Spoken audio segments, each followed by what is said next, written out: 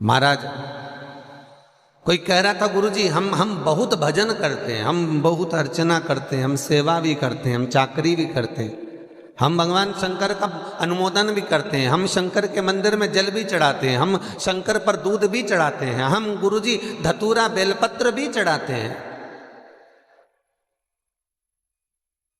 पर गुरुदेव एक बात समझ में नहीं आती, उसके बाद भी हमको दुख क्यों है? बहुत ध्यान देना महाराज, जैसे कई घर हैं जिनका ये प्रश्न है।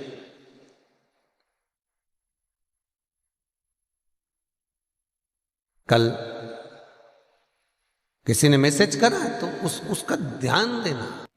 शंकर भगवान पर जब जल चढ़ता है, आपको पहले भी वर्णन किया कि मान लो ये गोल जलाधारी है, इसके ऊपर ये शिवलिंग रखा है, ठीक है, और ये भगवान शंकर का शिवलिंग है।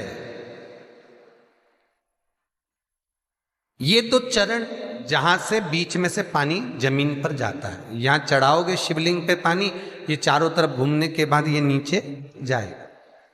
अब आपको पहले भी कहा, ये दो चरण जो हैं, सीधे भाग में गणेश जी का स्थान है, उल्टे भाग में कार्तिकेय का स्थान है।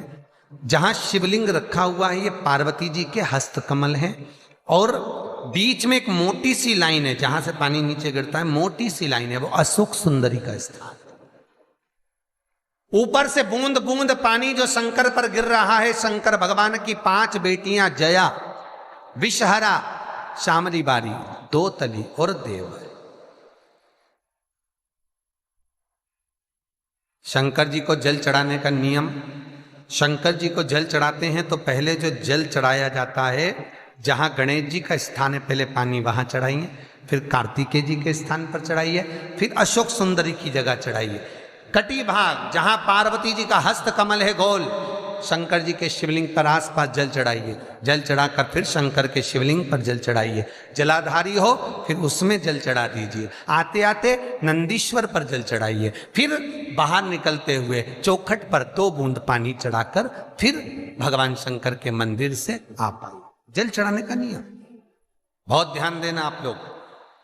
किसी भी नदी में स्नान करने जाओ, तीज त्योहार पर, अमावस्या, पूर्णिमा आदि जो भी उत्सव मनाने के लिए आप किसी नदी के घाट पर जाते हो, किसी तालाब के घाट पर जाते हो, किसी कुंड के, किसी सरोवर के घाट पर जाते हो, और यदि आप स्नान कर रहे हो किसी पवित्र नदी में, तो वहां की बालू रेत उठाकर शंकर भगवान के शिवलिंग बनाकर जो पूजन करता है, मात्र 5 बार उसी नदी का जल शंकर को समर्पित कर कर, भले दिया नहीं है, अगरबत्ती नहीं है, जल चढ़ाकर जो शिवलिंग को विसर्जन कर देता है, उसके पूर्वजों को पिंड की भी जरूरत नहीं पड़ती, वो तर जाता है।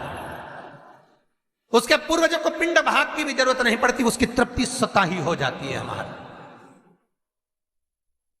किसी नदी में स्नान नहीं,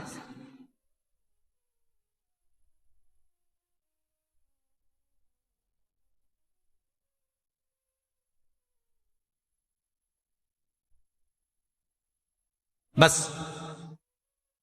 उसकी चित्तवृत्ति में भगवत भजन का रस तत्व समाहित हो जाता है, भगवत भक्ति का रस तत्व समाहित हो जाता है।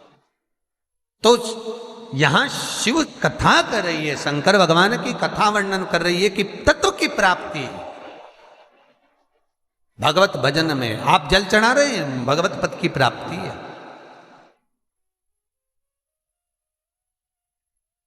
भगवत पद की प्राप्ति हो। महाराज शंकर और शक्ति के आनंद सुख में मिलन पर किसी ने एक प्रश्न कर कर भेजा था, महाराज आपने शमी पत्र का वर्णन बताया। किसी ने प्रश्न कर कर भेजा था कि बेल पत्र से भी प्रिय, बेल के पत्र से भी प्रिय शंकर भगवान को शमी पत्र है। क्यों है? उसका व्याख्यान वर्णन सुनिए। बेलपत्र का पौधा माता पार्वती के नयन अश्रु से प्रकट हुआ है। रुद्राक्ष का पौधा भगवान शंकर के नयन शुरू से प्रकट हुआ है। और शमी का पौधा जब भगवान शंकर माता पार्वती के सम्मुख में खड़े हुए थे, मां जगत जननी जगदम्बा के सम्मुख में मां उमा महेश्वर शंकर का एक अवतार हुआ है। कौन सा अवतार है? जम के बोले, जरा जम के बोलो। महेश्वर। 19 अवतार में से एक अवतार भगवान शंकर महेश बनकर जन्मे थे। और भगवान शंकर का महेश अवतार जब हुआ, महेश्वर बनकर भगवान जब जन्मे, तो यही माता पार्वती, यही माता सती उमा बनकर जन्मी थी। इसलिए कहते हैं उमापति महेश्वर। उमा महेश, महेश उमा, उमापति। भगवान शंकर का एक महेश अवतार, महेश्वर अवतार। और भगवान शिव का जब महेश्वर अवतार हुआ, बड़ा सुंदर आनंद। भगवान शंकर उस अवतार में, मस्तक पर त्रिपुंड है भगवान शंकर के, बहुत सुंदर भगवान शंकर रूप धर कर बैठे हैं महाराज। बहुत सुंदर, मस्तक पर त्रिपुंड है, सिर पर जटा भगवान शंकर के, गले में रुद्राक्ष की माला है भगवान शंकर के, कानों में कर्णफूल भोलेनाथ पहने हुए हैं। और भगवान शंकर मृगछाला पहने, 12 तिलक बाबा लगाए हुए हैं।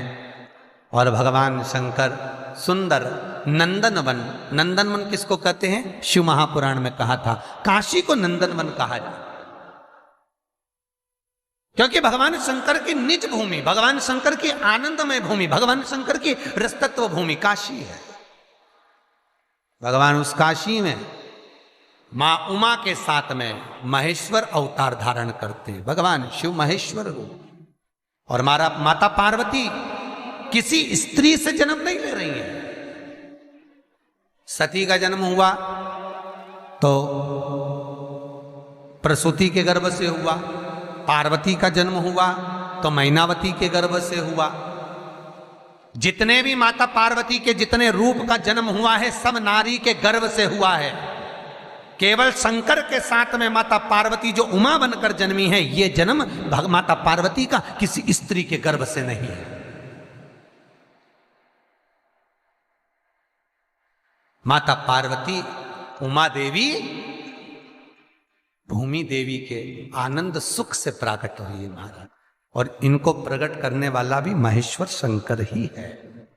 स्वतः प्रकट किया है मेरे महेश्वर शिव ने, मेरे शंकर ने।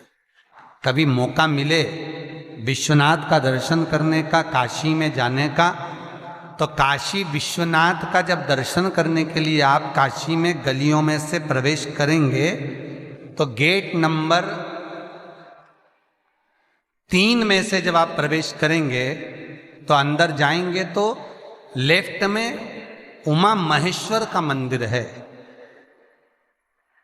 कभी आप दर्शन करें उमा महेश्वर का, लेफ्ट में 3 नंबर गेट से अंदर जाएंगे तब दर्शन होगा काशी में, जहां भगवान शंकर उमा महेश्वर का प्रागट्य है।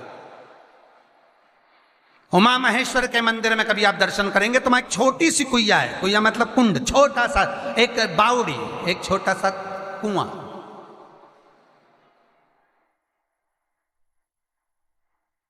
भगवान शंकर महेश्वर और उमा दोनों उस जगह पर जल लेकर स्नान करते हैं। उनके स्नान का जल एक जगह पर एकत्रित होता है और वो एकत्रित जल से एक वृक्ष उत्पन्न होता है।